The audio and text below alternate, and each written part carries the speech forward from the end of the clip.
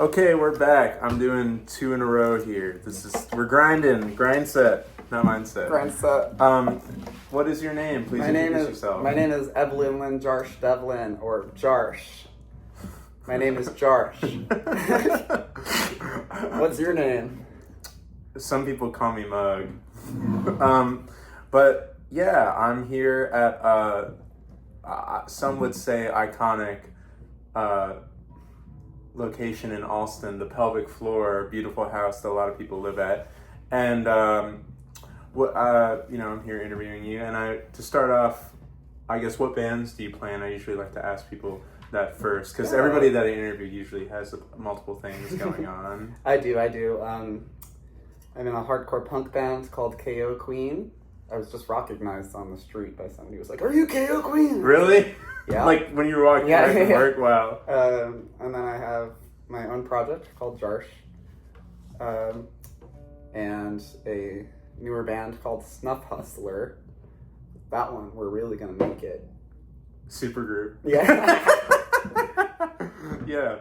And, I've seen you sit in with a bunch of people before. Yeah. I've as Jarsch, I'm like a composer, singer, songwriter, so I play a little bit of everything. So if I have friends who sometimes need a drummer or a bassist or a guitarist, like Jules. I think the first time we played together was when you hopped on drums. Yeah. Gig. That was the first time we ever played music together. Yeah, and then my bandmate in KO Queen, Emerson Mullane, has several different improv performance projects, 2 of which Queerbait and PV I hop into occasionally. Yeah. Nice. Well, I don't necessarily... It's interesting because sometimes I know people's background and where they started, but recently I've been doing people that I don't really know a ton about. It's just people that I tend to hang out with all the time, but it never came up. So I'm curious, where did music start for you? When did it start, and how did it start? I grew up on the beach in Rhode Island, in Charlestown, and so every summer our parents would have us go to the beach because it's like a great blessing to live near the ocean.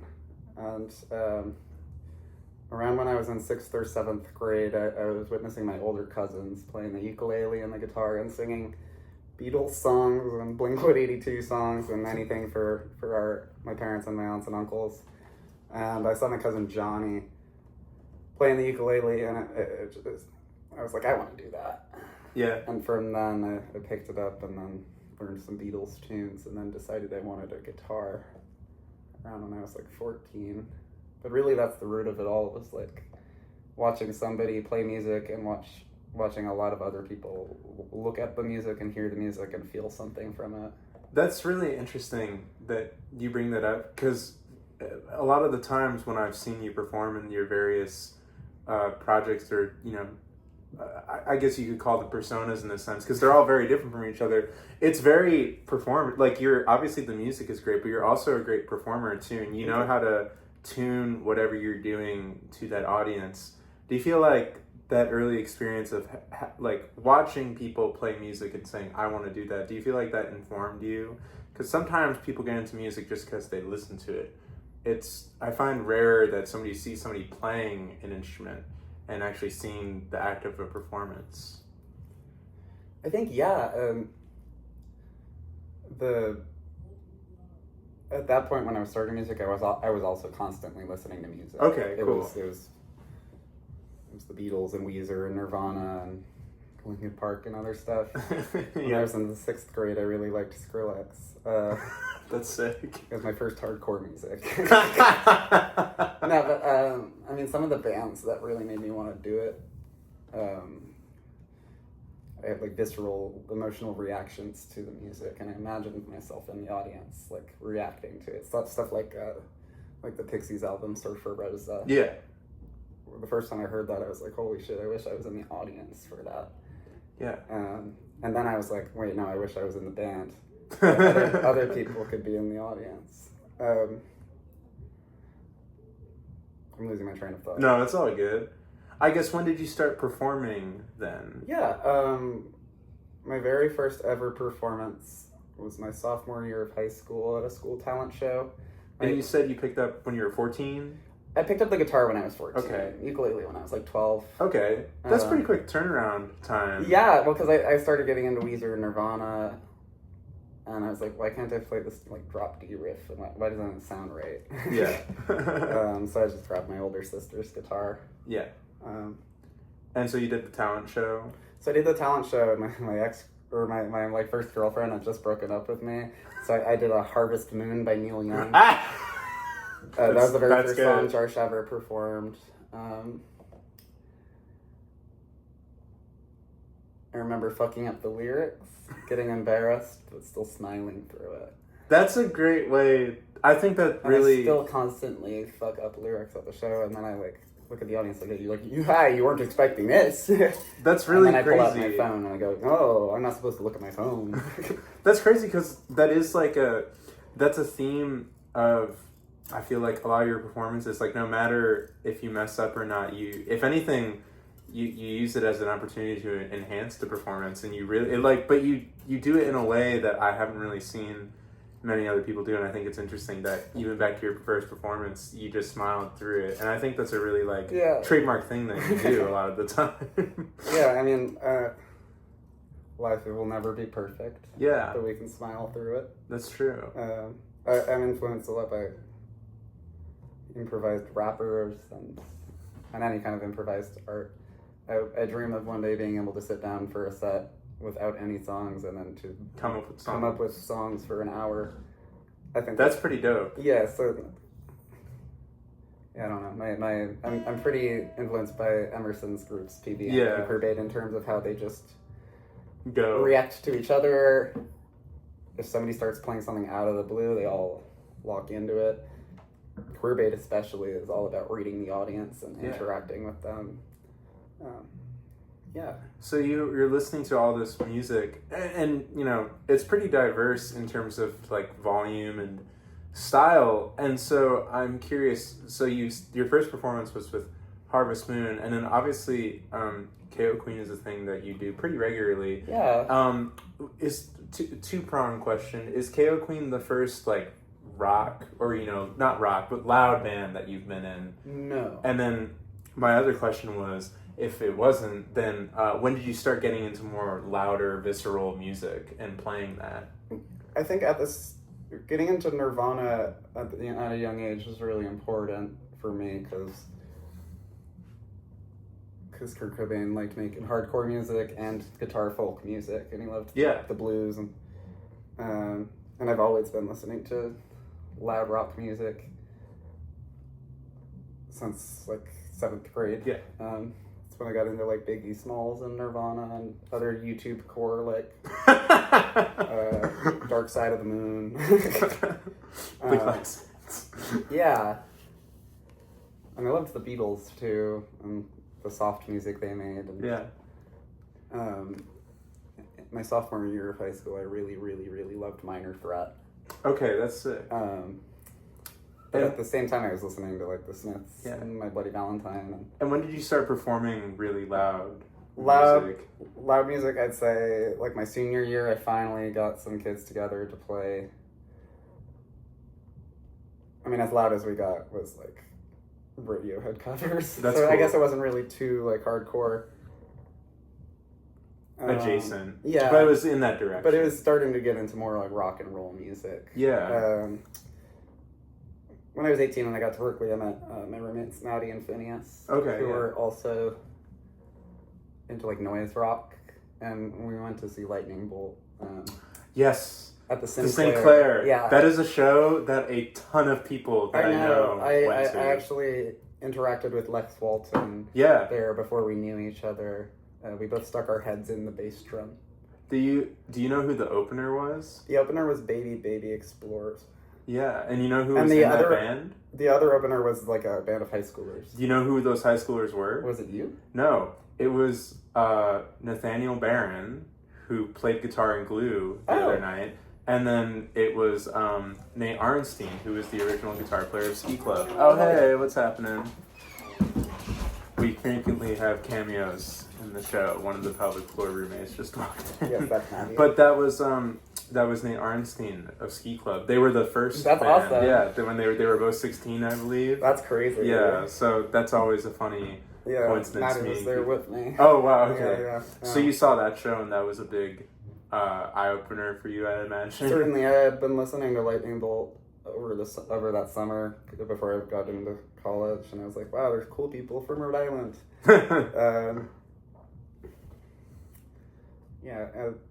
One thing I always liked about Surfer Rosa by the Pixies was how, at least the first few times I listened to it, it's just like they keep going in directions you're not expecting them to, and Lightning Bolt always felt like that to me.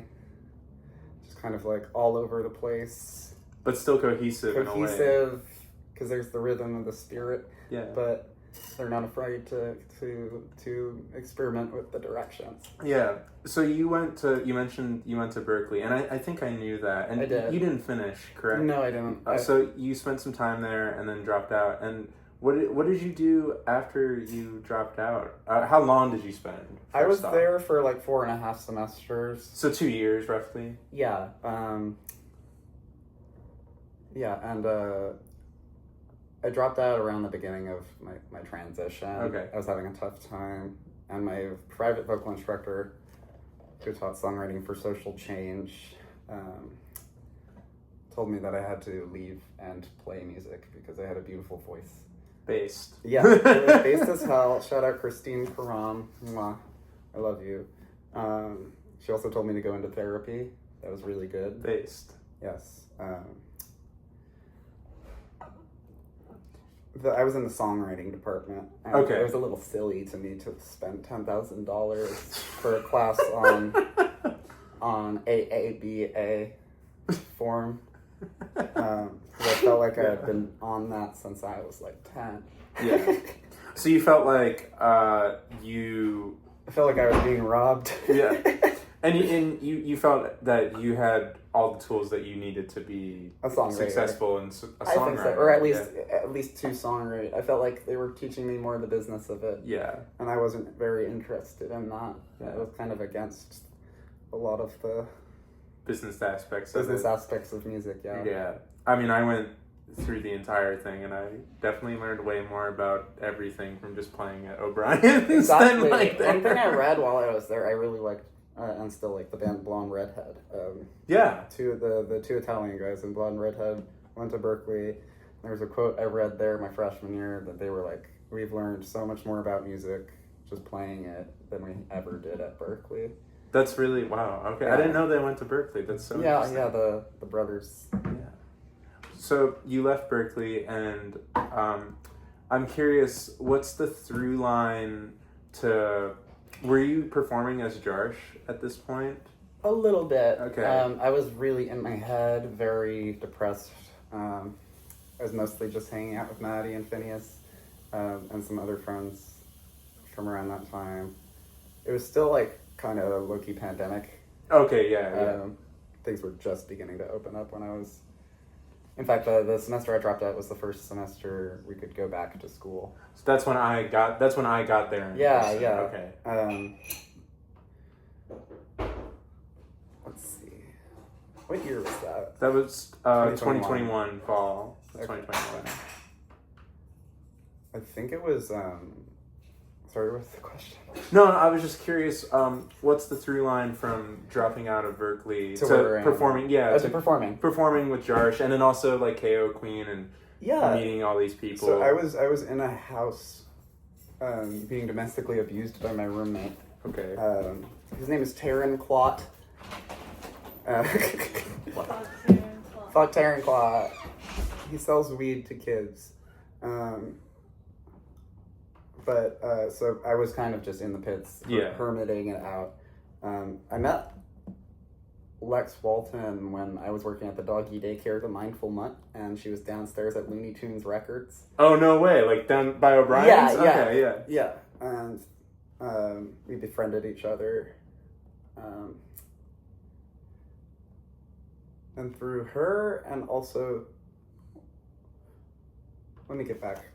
I was being domestically abused, and this guy had convinced me that this music I was making wasn't good at all or worth at all making.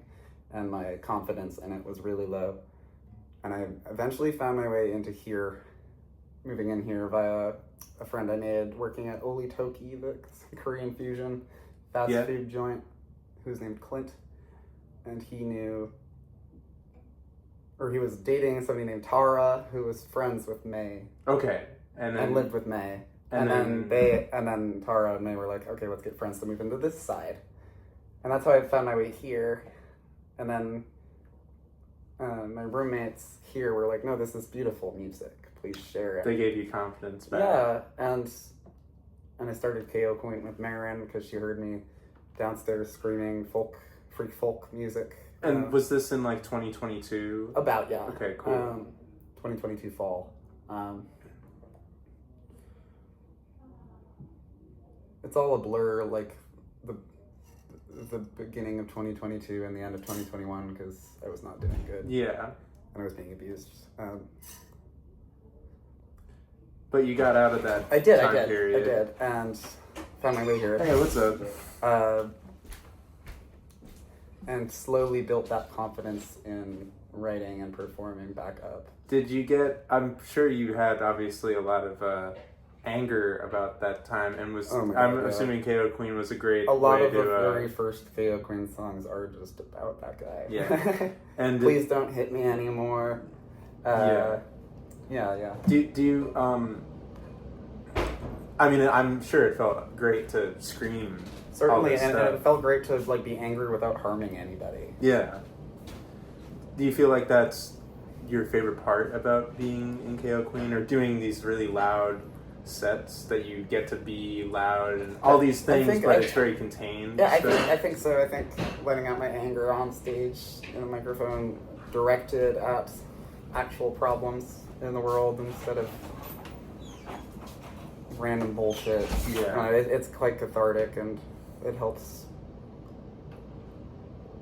manage those things. Yeah, because I am pretty pissed. I think a lot of people are. Yeah. So you start KO Queen, and it kind of seems like the band has taken off very quickly. And I didn't realize that I had just assumed that y'all have been around for much longer than you actually have, just because in my mind you guys are very much like, oh, it's like they're one of the bands that we all go to see, and it's always a good time. So that's really crazy that it's only been a couple of years. It really has. Marin was in the band Nurse Joy, still is. Yeah. And so I had a lot of connections for like gigs and stuff at the beginning. And I think people, like queer kids, just really connected with it. Yeah. Do you remember what your first show was? Yes, our first show was at the Cambridge Community Center. Yes! With G. Gordon Gritty. Whoa. And I think like Halo Bite. Oh my god. That's crazy. We didn't have a drummer, we had a drum machine. Wow, really? Okay. Yeah, G. Gordon Gritty played like a 2-minute set. That's awesome. I didn't know how to scream without hurting myself yet. I didn't really know how to dance on stage. Did you still have a great time though? Do you remember? I had a fun time. Yeah. I felt a little silly. Yeah. Because there was nobody there, but I mean, your first gig, there's not going to be anybody there. Yeah. And maybe there will be. So, I didn't realize that y'all had started without a drummer. Yeah. That's crazy. Yeah, because Marin makes all the KO Queen demos. Okay. The instrumentals. And the first, 6 KO Queen demos had just, a Roland 505. That's awesome. She programmed. And Emerson Mullane, previously mentioned at PD, is now your drummer. She's the drummer now. Yeah, and before her, the drummer was Lex Baer from Nurse Joy. Oh, really? Okay, yeah, I didn't realize that. For the first year. Okay, wow, I didn't realize that. Yeah. And Lex wanted more time to work on their other project. Yeah, and so do you feel like, because I've known KO Queen with the lineup that you currently have, do you feel like with that lineup, you've hit a stride more or less? I think so. Yeah. I mean, I love Lex and I love playing with Yeah. Lex. But I think KO Queen is meant to be a 4 trans woman band. And I love Emerson Mullane to death. Yeah, it's such a sweetie. Incredible And musician. she's inspiring. Yeah, and so through that band, and then also your own music as well, like you perform a lot, you've sort of become, I don't want to say staple, but a very recognized person in this funny little corner of the U.S. That's crazy underground music scene. Because I have no idea how to perceive any of that. And I grew up with when I was a kid I got bullied, and now I'm like rejection sensitive. Yeah. So I don't think about like the fact that I am personally. Yeah, I was gonna ask, like, how does it feel weird ever? Like you mentioned that you just got recognized on the street. Does that ever? I like when they like go like, hey. Yeah. I don't like when they like go like. That's a good way of putting it. So, I want to move on to talk about Jarsch, because you just put out a new record. I did. And it's really great. I Thank really you. love it. It's awesome. And I did not realize that you produced the whole thing. I did. know there's a whole backstory with you recorded it mostly and then started it over again and you did it all yourself. So the whole thing, it was like, I often record and write at the same time in the DAW. Like You're writing... as I'm recording. Okay, cool, yeah. And so when I'm like, I finish the song, it sounds like half a demo and half a finished song. And usually I'll just go and try to make the half finished song sound better. Yeah. I was working on this record for a year for the first time with like a producer since Perrin. There's a secret Jarsch album that's not on the internet anymore because he worked on it, and I don't want to get sued by a rich kid. Yeah. But I haven't worked like with somebody else producing it in a long time. I worked on this record with this guy for like a year because he said he had connections at 4AD and shit and Sub Pop. And his ex-wife wants me to out him too. Never ever work with Anthony Safari. He's a grifter. But he cheated on his wife, and then, while you were making the record? Yeah, we were almost done with it. Okay. And like his wife, I love her so much. So I've done a photo shoot with her, JJ Gonson. Yeah. And that happened. And then I was like, I cannot have this man's work on my work. Yeah. And so I went back and I did all the mixes myself. Okay. Did you re-record anything? I didn't re-record Okay, anything. you just remixed it. Yeah. Okay. But I think... I didn't know the whole story about that. I just knew that something happened and you re-recorded it. Yeah. I'm only like saying the whole story now because I just don't want other people to work with this producer. I think it's very telling though. I think it's a great amalgamation of who you are as a person, this record. Because, I mean, the title, what's the title? The Going Gets Tough. And that's kind of been a theme for so far, is it's like you have a lot of tough things, but the album is like, I don't want to say like silly sounding, but it's very like, whoa, this is crazy, and the cover is super wild. Yeah, I made the cover with the Scooty, who does a lot of art for Cuck. And do you know what the next record is called, Chase? Oh wait, it's Tough Gets Going? The Tough Gets Going. The Tough Gets Going. There's equilibrium everywhere. That's beautiful. Yeah. But I feel like this record is a great amalgamation because the songs are about like really, dark themes, but you present them in a way that are really colorful and bouncy. And I'm curious, was that something that you were conscious about? Or did it just happen that way by producing these songs yourself? I think I've always just been like melancholically themed. And I think there's like great beauty and sadness, and also great sadness and beauty. And also, I mean, one of my favorite ways to cope with sadness or harsh realities is to crack a joke or make a little dinky beat. I'm not sure if I'm exactly answering this. The dinky beats make sense because there's those little, I would call them soundbite things, but these little interlude the things. Interludes. Are those some of the things that you would make whenever you were feeling down or such?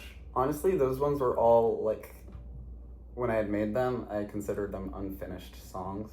Okay. Didn't have lyrics and verses, but then I was like, wait, at the point I'm at in terms of how long I've been writing and recording music and how I'm writing and recording all of the parts of it. These are compositions. And then I was like thinking back to like post-rock and movements. Okay. Through line connective tissue. Yeah, pieces. yeah. That's to cool. make it like a cohesive product. Yeah. And now on the Tough Gets Going, I'm gonna make some more. That's great. Yeah. Do you know, going away for a little bit, Tough Gets Going, if the people want to know, what's the progress on that looking like? Oh, most of the songs are done. Oh, that's great. Like recorded? Yeah. Wow, okay. There's 2 that I have to record. A lot of the songs on the Going Good Stuff and the Tough Gets Going are like 2-3 years old. Oh, wow, okay. I have like 500 songs, Chase. Holy shit. That's wild. I can show you after the interview. That's the product of somebody telling me that they weren't good enough. You just saved them up for a really long time. Yeah, and for a while when I thought they weren't good enough, I just considered each song practice. Interesting. For nobody to hear. I mostly make music for myself. That's what it sounds like on the records, but in a really great way. Yeah. It kind of reminds me of some of those Arthur Russell records. Yeah, some of those, like... him and Ween and anybody else who is not afraid to just genre hop. I forget what the record is called, but the one with I Couldn't Say It to Your Face. Yes. Yeah, I kind of thought of that when I was listening to this record, because it's very much like these are kind of country folk songs, but then there's like drum machines or on the Tough Gets breakbeats. Going, I was really trying to fuse genres I hadn't heard fused before, like the song "These Things and the Joy They Bring." I consider that like an emo dub song. I was gonna bring that one up. That one is so interesting. And then I Just Gotta Get a Little Sunshine is like a country dub song. What's the one where it ends with the like almost Jersey beat ending? Yeah, that's Equilibrium. Right. Yes. And that one I was trying to. I wasn't trying to. It ended up sounding like Duster a little bit. I guess in the guitar work. Yeah. So I have this the 5 minutes of sad core, but then it goes into the dance. It's crazy, yeah. But it's really fun and exciting, and it's really awesome for me, and I'm sure I think a lot of other people, because like we've heard these songs before. I think the first time that I actively saw you live, because we played like 1 or 2 bills, but I had to leave early or something like that. Yeah. So the first time I actively like was listening to your music, I forget when it was, but you played that song, "These Things and the Joy They Bring." Mm-hmm. And obviously it was you and Emerson, so it was very stripped down, but it was really like, I was like, whoa, okay, this is like I was into this, and I was like, damn. But then I heard it on the record, and it was a whole nother beast, and I was like, I had to really... And I was like, this is the same song? I mean, I knew it was, but it was just so surprising how many different things. Like, all of the songs on this record and most of my songs all come out in one session. Yeah. I didn't really work on that song more than once until I was mixing it. Do you feel ever that it's hard to bring them into a different context? Because some of them are really like arranged. I mean, These Things especially, that's a very like arranged song. There's a lot going on. Do you find it hard to bring that same energy, to live? Yeah, to the live, especially because you play solo. I do, and I have ADHD, and I don't read sheet music, nor do I write it, so it's sometimes difficult to express to people what you want, what I want them to play, which is why I mostly am trying to play with nowadays people who are convinced that they're as good as me. That's a good way of putting it, actually. And yeah, I mean, because I feel like if I can't explain to people how to play my music, then I would rather them hear it and come up with something brilliant, creative, and just have fun with it. That's why I love playing with Emerson or Terry or Aiden or Salem. I was going to bring that up as like another segue thing. So your most recent band is this band called Snuffhustler. Yes. Which I remember Salem just came home one night and just goes, I think I'm in a band now. And she had just been talking about like, I wish I could play in a band. And then y'all performed very soon after. And I'm curious, really quickly before we get into like the meat of it, like how did the band start? So I had known Cherry for a while. Yeah. I met her when she was running Bug Collective and doing, she organized a protest in Back Bay for trans rights. Okay. I met her through that. And then eventually we just hung out enough times where she was looking for housing and I said, you can move in here. And then once she moved in, we just started jamming all the time. That's awesome. I was a little burnt out and having some kids like a few years younger than me move in and just start Yeah. jamming every day made me like reinvigorated. And they're not much younger than me, it's like 4 years. Yeah. But still. It can be shocking at Yeah. times.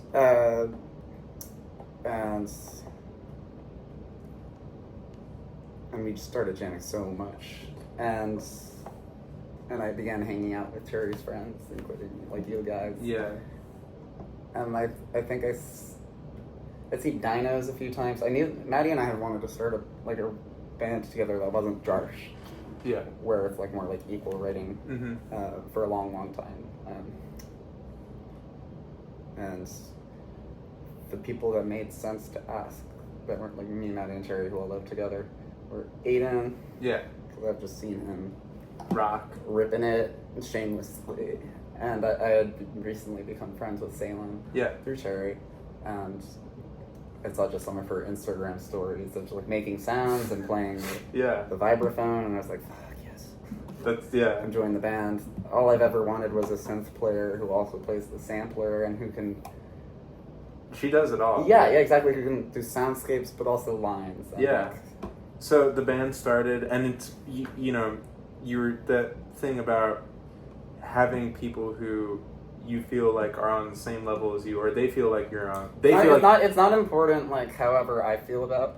I just need them to be as confident as you are.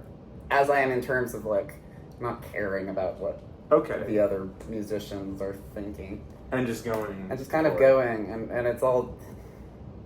I found the perfect group. It's all smiles. Yeah. And when we're all laughing. You And, write such interesting songs. Like I remember Salem came home and was like, yeah, we have this one song called E, and we just play an E chord, and I was like, that one that's started genius. I was like, you guys know how Human Fly by the Cramps goes, where it's like... And it's just that. Yeah, and then I was like, somebody said, what if we just played E? I think it was Cherry. That's maybe funny. Aiden. But yeah, you have songs like that, and then you have like, you know, really orchestrated pop songs like Busy's Girl in Boston, or Dance Like Your Dick Depends on It. Is that what that one's called? Yeah. And that band, I think, having seen you in all the three main contexts that your music exists in, Yeah. I feel like that band is the one where, and correct me if I'm wrong, but I feel like you let loose the most in that band. I feel the most free, more free than I've ever been in a musical project in Snuffhustler. Because for the last 5 years, I've been fronting bands only, and just being the front person, and only playing rhythm guitar, and in Chaos Queen just singing. Yeah. And in Snuffhustler, Other people it's sing literally your the songs. first time I've ever gotten to like play lead guitar in Wow. a project. Like when Aiden's singing, I don't have to look at the audience. I can go look at Cherry, and I can be like, Yeah. And it's making me a much better guitarist. That's great.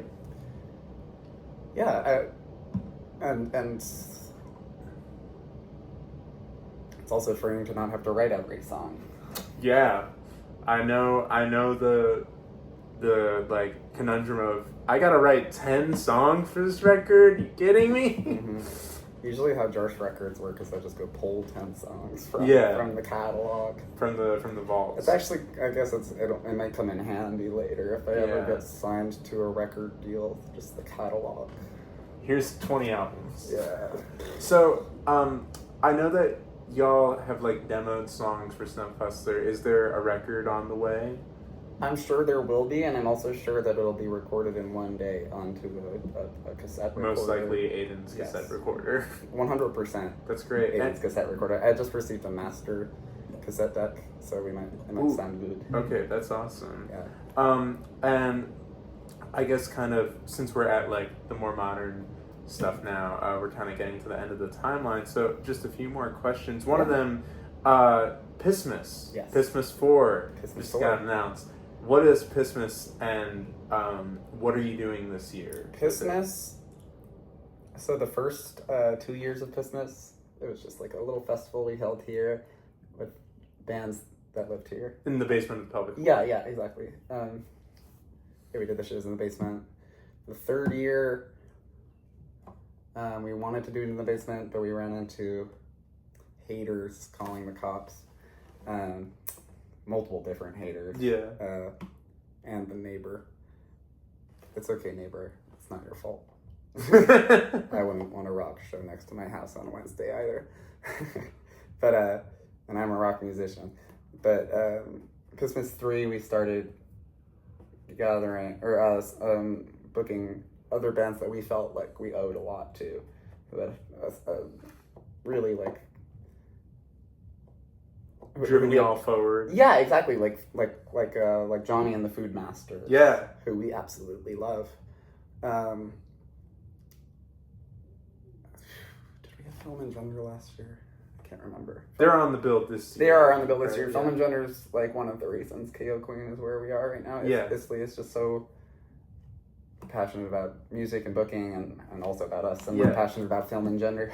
Yeah. We all sing each other's songs. Christmas 3 was that when the hot dog eating competition happened? Yeah, there was so Christmas 3 was the first 3-day Christmas. Okay, I didn't realize and that. it included a lot of projects, like a lot of us started solo projects, or I did a DJ set with my ex-boyfriend called DJ Gender. Wow. And I remember that there's a very, I would say now, iconic KO Queen. Oh, yes, set. we took our tits out. We had done that at Christmas 2 as well. Oh, okay, I didn't realize that. At some point, at Christmas 2, only B planned to have her tits out, and I think I did too, maybe. But then somebody started yelling tits out for KO Queen, and everybody in the audience took their shirts off, men or women or they. That's a beautiful bonding moment. It was. And this Christmas is the biggest one yet. It is. It being really feels like a festival this time. It's at the church? Yeah, I think so. And it's 2 days, right? Yeah. And it's like... I'm not very much a booker. Yeah, so it's like 20 bands or something like that. And it really runs the crazy bill. I was really surprised to see War Machine on there. Oh, we love War Machine. Yeah. X plays in Nurse Joy. Yeah. But it's a really cool festival. I've never been to it, so I'm really excited to get a chance to go. And it's... Yeah, last year, Cup collaborated with us. Yeah. Because of the haters last year. We had to do some last minute venue changes. And this year it's completely... was May booking it, I think? May, I think... I'm not really sure. I've been kind of outside of the booking process. But I know May's definitely been a part of that. And probably like Lex Bear too. Yeah. I'm not sure. But it's a great festival. So everybody, if you watch this, go to Christmas. Go to Christmas 4. Christmas 4. It's the homecoming date of... something that has not been announced, actually. Well, I was going to get to that. Do you have any plans this summer? And it's a rhetorical question for me, because I know. But Yeah. This summer, Jarsch is going on tour with Jules Daisy. We're hitting 4 dates. 4 besides Christmas, I think. Yeah. If everything goes according to So plan. we're hitting 4 dates, and then a week or 2 later, a homecoming date, which is Christmas. But we're gonna be hitting. We're doing Rhode Island, New York, Philly, and then West Mass, maybe. West Mass, yeah, maybe West Film and Mass, Gender or something. I told Jules to hit up Italy. And so that's my plan this summer. Yeah. I just got the days covered. Nice. And then there's a few. Well, we're playing a show next week at O'Brien's. We are. With KO Queen. Yeah, and then I just booked a show last minute. I didn't book it. I never book a show. They asked me to. The dream. I have too many songs in my head. But you just got a show booked for Jarsch? I was just added to, just because I was jamming with Emerson, practicing at Pasta Planet with Jules. Oh, yeah, that's this Saturday. Yeah, this Saturday, Jules, Cat and Aberd's Film and Gender, and Jarsch Music. Nice. On the 31st at Pasta Planet. Yeah. And this summer, are you mainly focusing on trying to record stuff for Jarsch, KO Queen, Snuffhustler? Is that more of the goal? I think so. I think also just like getting better about doing business. It's hard. Yeah, I gotta maybe clean my room. I usually go day to day on things. But I do have let me go get my checklist. You have a checklist of all the things. Of long-term. We've never had a checklist on the show before, so this is going to be great. It was like I made this like 7 months ago, and it was empty for a while, which made me depressed. But I never fill out the box for the Going Gets Tough. We don't have any sponsors for the show, so if somebody would like to sponsor, that'd be great. I can't really promise you anything, but I promise it'll be worth it. Oh wow, okay. We've got it's backwards. The Going Gets Tough is done, and now we have a tour booked. Tough Gets Going. There's an Tunes old from EP Ball. I recorded one time. Live album. Yeah, for that I'm just going to take all the good sounding takes from different shows I've played that people have sent me and mix them a little bit. And then I see cover album /EP. Yeah, that one is if I'm really like... ambitious with it? Yeah. Nice. There are a lot of songs I really love that nobody's ever heard. That nobody's ever heard you play, or that you just feel like people I feel like need to like by appreciate? artists on Spotify, I have like 200 monthly listeners. Okay, that's a great idea. Yeah. All right. I always admired Kurt Cobain's wearing the shirts of bands that weren't really popular. Yeah. Yeah. So we're gonna play a little duet here. What's the song? The song is called "To Drop the Bomb." It's quite sad. Snuffhustler song. It's a Snuffhustler song. And I play it sometimes at the solo Jarsch set just because I think it's a really good song. Well, thank you so much for being on here. Thank you for having me. Let's rock. Yeah. Wait, shit.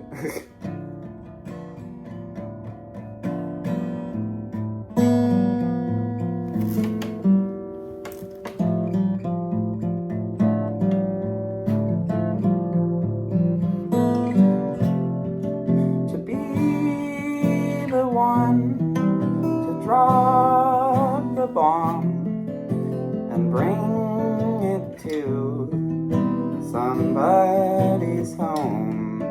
I'm safe, I know, when I'm at home and fail to see the irony. Do you belong, oh, in a plane or inside of your warm kitchen? And do you dream of Valentine's while children rub blood out their eyes? And do you yell, fuck yeah, take that, and you open the bottom hatch on your plane, which drops that thing and ends a whole lot more than life.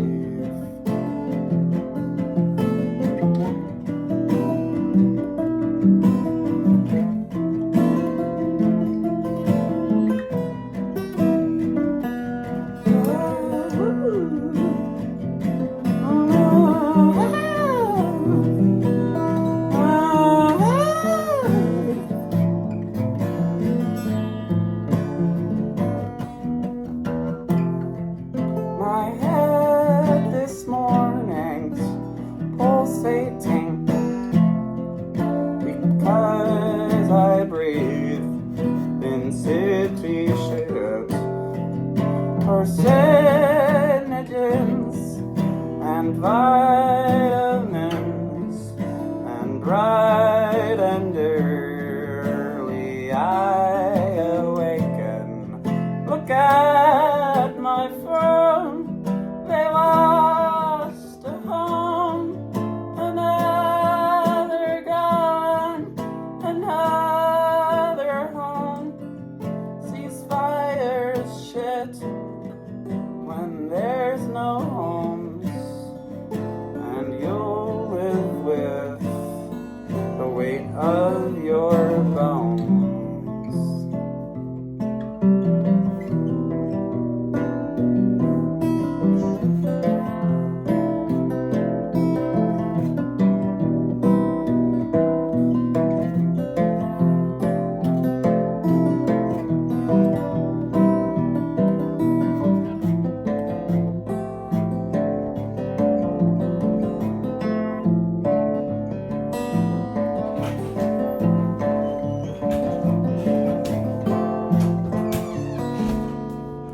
Thank you so much for being on. Thank you. Rock. Appreciate it. Hell yeah. Free Palestine.